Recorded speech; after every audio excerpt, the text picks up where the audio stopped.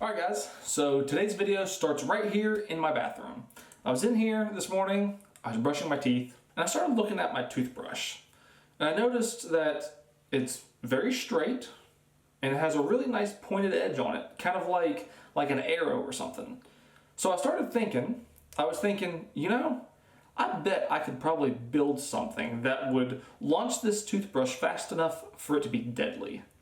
So, that's what we're going to do. We're going to build a toothbrush launcher. Let's get started.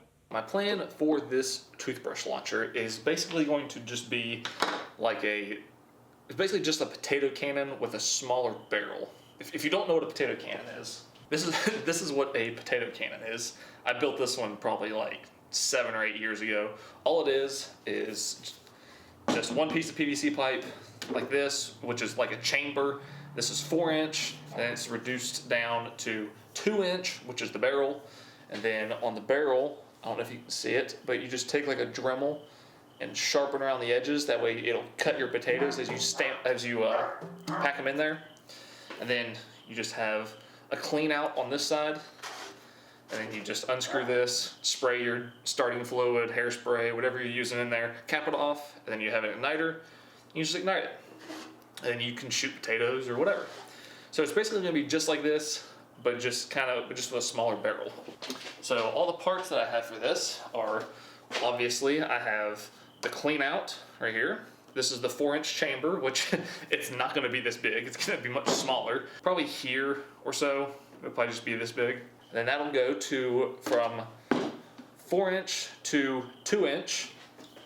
And then that'll go into this 2-inch pipe, which I will just cut a little piece off of, which will go from this 2-inch to this adapter, which goes down to 1.5. We need this fitting to go over here. And then it goes from 1.5 to this, which goes down to 1/2 inch, which will be our final barrel. Of course, it's not really going to be this long, but put all these together, and then we'll have not a potato cannon, a toothbrush cannon. And just an FYI, if you're going anywhere to get PVC fittings, like I was for this entire build, the first place I went was Home Depot, which was a huge mistake because when I went to Home Depot, nobody in Home Depot knew anything about PVC pipe fittings. For one, they didn't have anything in stock, and two, nobody in that entire store, nobody that worked there I don't even think they knew that they were working at Home Depot. They were just kind of like just mindlessly wandering around and didn't know anything. So I had to go to Lowe's to get what I wanted. So if you need PVC pipe fittings, don't go to Home Depot. They have no idea what's happening. You could literally ask for like a reducer. You could say, hey, do you have a reducer? And then they would go grab like a brick and bring it back to you and be like, nah man, this is all I got. Like they were just completely clueless. Alright, so let's start measuring this thing up, cutting it, and getting it put together. Alright, so if you were paying attention, whenever I held this up, this is obviously going to be our chamber, and obviously the chamber is going to be where the explosion happens, which is going to cause lots of pressure.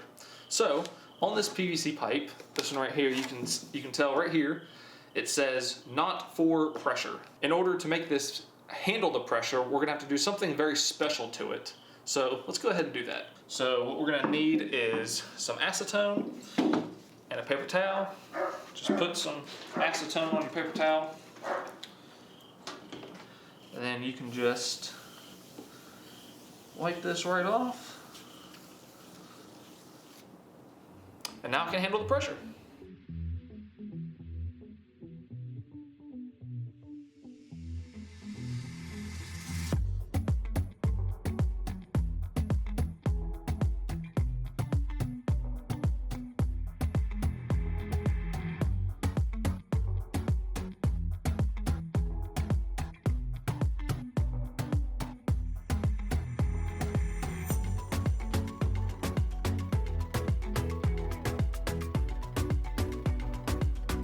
Instead of a grill striker, I'm going to use a taser.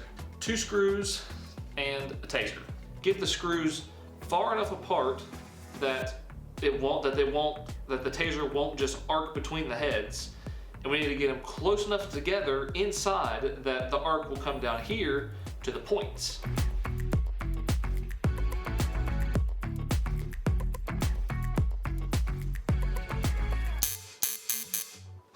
Alright, you can see that arc in there. That is exactly what we want. That worked out perfect. Now let's go ahead and start gluing all these pieces to the chamber.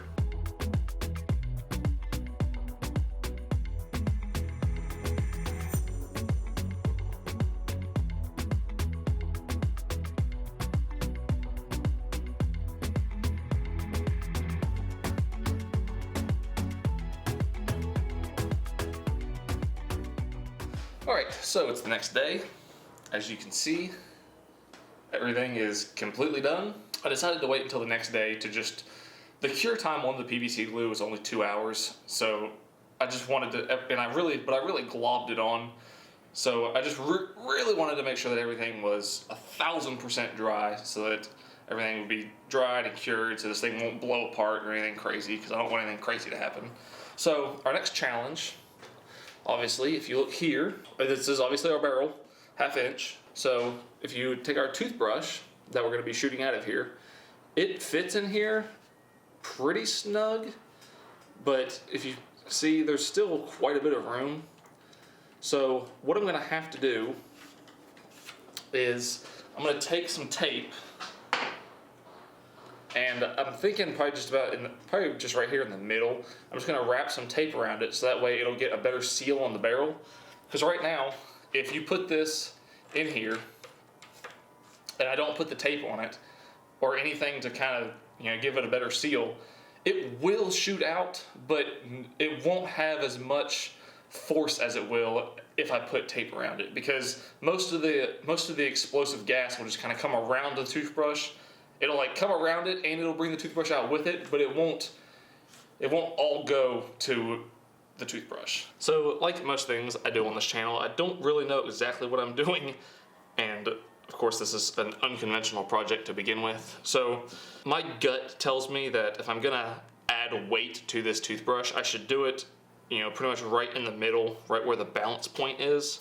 I feel like that's a pretty safe bet. In theory, I think it'll fly straight, or at least more straight, instead of like, if I put the weight, like back here with the bristles, it'll probably like trying to turn or do something crazy. So we're just gonna add it right here in the middle. And I'm gonna use a piece of duct tape that's just half as wide as a normal strip. That seems like it'll be pretty good. How this fits. Oh, that's pretty perfect. That's actually gonna have some pretty good pressure. All right, so we got everything done. Everything's glued together. We got the duct tape around the toothbrush figured out. That fits really snug and perfect. So now I'm just gonna take all of this stuff and bring it into the house, and we're gonna do all of these shots inside of the house because this garage isn't really insulated, and I'm not really trying to have to explain to my neighbors why there are explosions going off inside of my garage. So hopefully inside the house, nobody will be able to hear it, and there won't be any cops showing up or anything crazy. So let's go inside the house. All right guys, so obviously we've got everything moved to inside the house. Sorry, the lighting's not really as good as it is in the garage, but we're just working with what we got. So first things first, what we want to do is we're just going to do just a test fire, pretty much. There's nothing in the barrel. We're just going to do a dry fire, just make sure everything works. And I know that it's going to be pretty loud, so I have some headphones that I'm going to be using as earplugs, and we're going to be using our extra strength starting fluid. Hopefully that was enough. Got our taser. 3, 2, 1.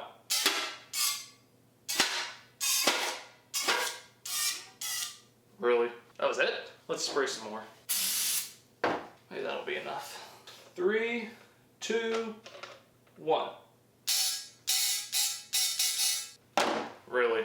Of course, we got no problems. All right, after some trial and error, I think I have it figured out. I think what I did was, I'm pretty sure I used too much fuel. So, see if I can duplicate what I just did. Just a little spray. 3, 2, 1. All right, so that was pretty loud. Not quite as loud as I thought, but everything works. So now, let's start shooting some toothbrushes.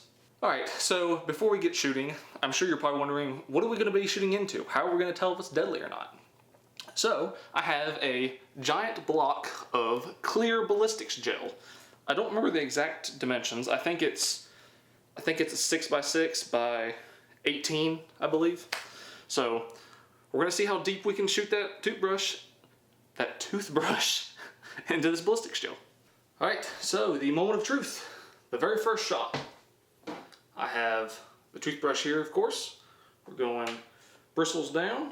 This is going to be just like, you just load this just like a muzzle loader. If you've ever used one of those, if you have any experience. Makeshift ramrod here. You won't be able to see it, but it's right there at the very end. Let's get ready to make our very first shot. Before I shoot this, I want you to go ahead and leave a comment down below. How deep do you think it's going to go into this ballistics gel? Here we go. 3, 2, 1.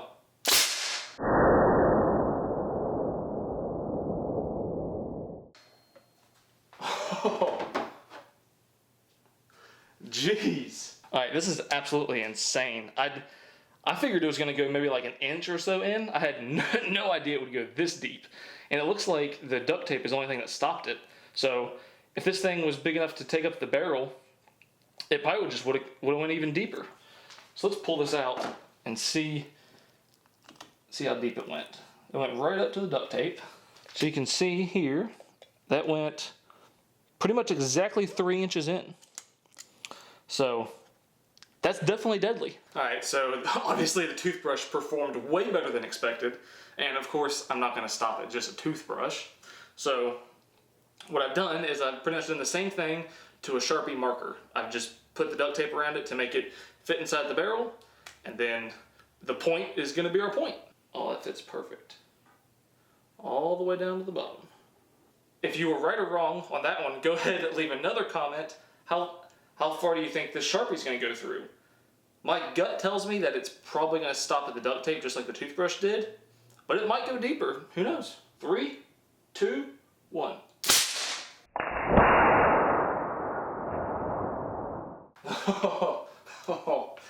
Now that's cool. So before I touch it, I just want to zoom in. Look at this. Look how cool it is. You can see the ink where it kind of went in and then maybe came back a little bit. You can see it didn't go up to the duct tape just yet. Let's go ahead and pull this out. See what kind of a measurement we got here.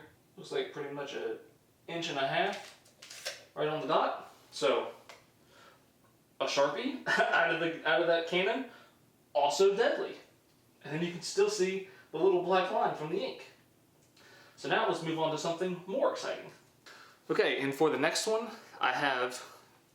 this is a crossbow bolt for a little crossbow that I have, which is right here. I think I actually did a review on this thing like a couple of years ago or something. But it takes these little bolts right here. So what I want to do is I'm going to use this and shoot one in there, and then I have that one, wherever I just put it. I have that one that I put the duct tape around that I'll slide down the barrel, and then we'll shoot that in there and see how it compares to the real one. 3, 2, 1. Okay. So that went a little bit far, probably about as deep as the toothbrush. So what we'll do is we will mark it right there on the edge with the Sharpie. So our mark is right there. And then we can compare it to the one that we shoot out of the cannon. Alright, so obviously everything's going to be the same as all the other times. We have our bolt. All I had to do to this bolt was I wrapped duct tape around it, and then the little fletchings, I had to shave them down a little bit. Honestly, I think this one is probably going to go past the duct tape, if I'm honest. 3, 2, 1. Oh, that was loud. That was louder than the ones before. Just so happens that the line on the first one was right, well, the duct tape looks like it might have went like a millimeter deeper, but that line is lined up perfectly with the line on the duct tape. So, oh well, still very interesting. Alright, so we're back out in the garage with the good lighting. So there's something interesting if you look closely here that I don't know how to explain, but I'm sure somebody will. If you look at all the places where we shot things into here, this one right here was the crossbow, so this one doesn't count, but these three right here, you can see that they all went the same distance into the gel, even though they were all three different weights. Now I'll have to weigh them to be sure, but the weights were probably in similar places, but the weights are definitely different, but the velocities were probably approximately the same. And they all went the identical distances into the ballistics gel. So I don't really know how to explain that, but it's pretty interesting. All right, guys, so what have we learned today? We learned that can you make something that will launch a toothbrush hard enough to make it deadly? Absolutely, yes you can. This thing performed way better than I thought it would have. I figured maybe it was gonna go like an inch, maybe a half inch, if that, just because the toothbrush is so light and the ballistics gel is so dense. I had no idea that it would go 3 inches into the ballistics gel. And this video was so much fun to make, especially using ballistics gel. I've always wanted to make a video where I would use ballistics gel just from all those years of watching Mythbusters. So it's really cool that I had the chance to work with some ballistics gel. And because I know that there's probably gonna be thousands of comments of different things that you want me to shoot out of this thing. If you have any ideas, anything else that you wanna see me shoot out of that and shoot into the ballistics gel, go ahead and leave a comment down below. Thank you so much for watching, and I'll see you in the next one.